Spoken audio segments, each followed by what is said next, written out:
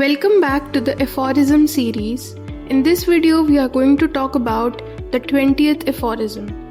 Before that, let us start by briefing the first 20 aphorisms. Aphorism 1 states the physician's mission. Aphorism 2 states the ideal cure.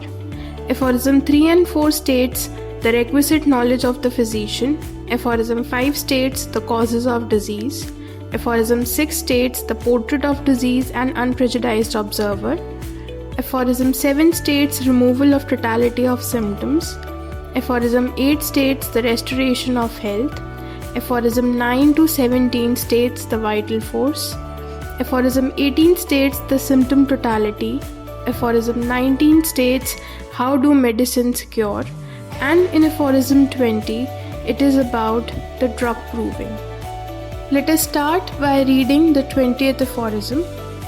This spirit-like power to alter man's state of health and hence to cure diseases, which lies hidden in the inner nature of medicines, can in itself never be discovered by us by a mere effort of reason.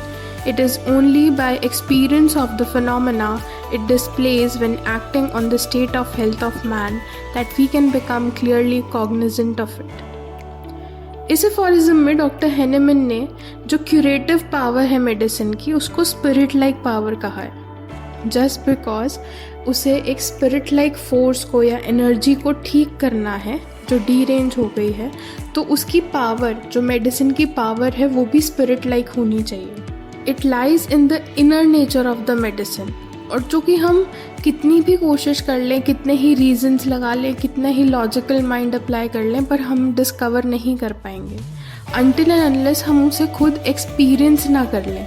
और वो हम experience कैसे करेंगे? किसी भी healthy human being पे उसको drug proving करके. यहाँ पे ड्रग प्रूविंग वर्ड यूज़ नहीं किया गया, पर लेकिन दिस इज़ द एफोरिज्म जहाँ डॉक्टर हेनेमन ने ये क्लियर कर दिया है कि drug proving is a necessity.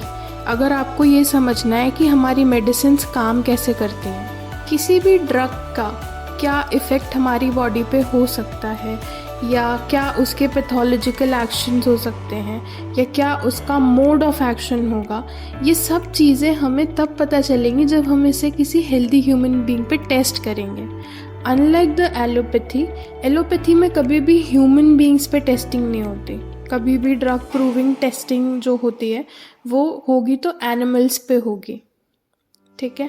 पर लेकिन डॉक्टर हेनेमन ने यहाँ पे फोकस दिया है कि अगर आपको इस मेडिसिन का नेचर जानना है कि कोई ड्रग कैसे मेडिसिन बन रही है, तो वो ड्रग का हमें पोटेंशियल पता होना चाहिए. और वो पोटेंशियल हमें कैसे पता चलेगा? जब तक हम उसे खुद, जिस इंसान में हमें उसे यूज़ करना है, हम उस इंसान को ही नहीं देके देखेंगे. अगर आप रिकॉल कर पाएँ तो ये ड्रग प्रूविंग होम्योपैथी की डिस्कवरी का फर्स्ट स्टेप था. It was the initiation step. कैसे कि डॉक्टर हेनेमन ने जब होम्योपैथी की डिस्कवरी की, जब उन्होंने लॉ ऑफ सिमिलिया समझा. ये लॉ ऑफ सिमिलिया कैसे समझा उन्होंने? कि उन्होंने कहीं पढ़ा, वाइल ट्रांसलेटिंग अ बुक, उन्होंने पढ़ा कि पेरुवियन बार्क जो है वो मलेरियल सिम्टम्स को क्योर कर पा रही है, पर लेकिन उसके पीछे का रीज़न कोई नहीं समझा पा रहा था. तो उन्होंने वो खुद से इनटेक किया, उसका 4 ग्राम्स ऑफ सिनकोना बार्क उन्होंने लिया.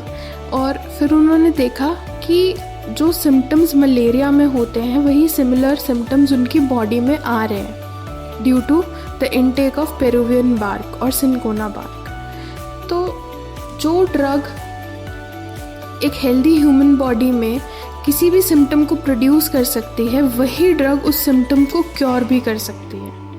तो ये जो मेडिसिन की पावर है ये हमें कैसे पता चलेगी, या ये मेडिसिनल जो इफ़ेक्ट है ये हमें कैसे पता चलेगा जब तक हम उसे ड्रग प्रूविंग एक हेल्दी ह्यूमन बीइंग पे नहीं करेंगे. तो इसलिए इस एफोरिज्म में डॉक्टर हेनेमन ने ड्रग प्रूविंग की इम्पॉर्टेंस बताई है. ज़्यादातर अगर आप किसी भी ऑर्गेनिक की किताब को खोल के पढ़ेंगे, या जितने भी ऑथर्स ने इसके बारे में लिखा है, ड्रग प्रूविंग का एक सेक्शन बता दिया है कि it has been mentioned in aphorism 105 to 145.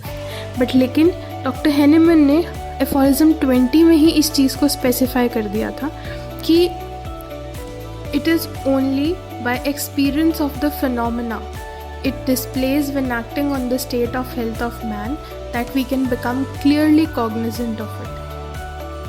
एक बार इसकी explanation पढ़ लेते हैं.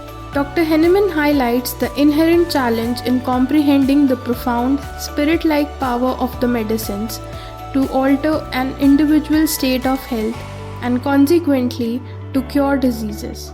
He contends that this intrinsic power concealed within the inner nature of medicines cannot be unraveled through mere intellectual reasoning. Dr. Henneman emphasizes the indispensable role of practical experience in discerning the dynamic influence of medicines on the human constitution. It is through witnessing the observable phenomena and outcomes that arise when a medicine interacts with a person's state of health that one can gain a clear and tangible awareness of its inherent curative properties. This perspective underscores the empirical foundation of homeopathy, where the effectiveness of remedies is derived from the real-world outcomes observed in clinical practice rather than abstract theoretical reasoning. Dr. Henneman's emphasis on experiential knowledge forms a fundamental tenet of the homeopathic approach to healing. That's all in the video. Thank you for watching.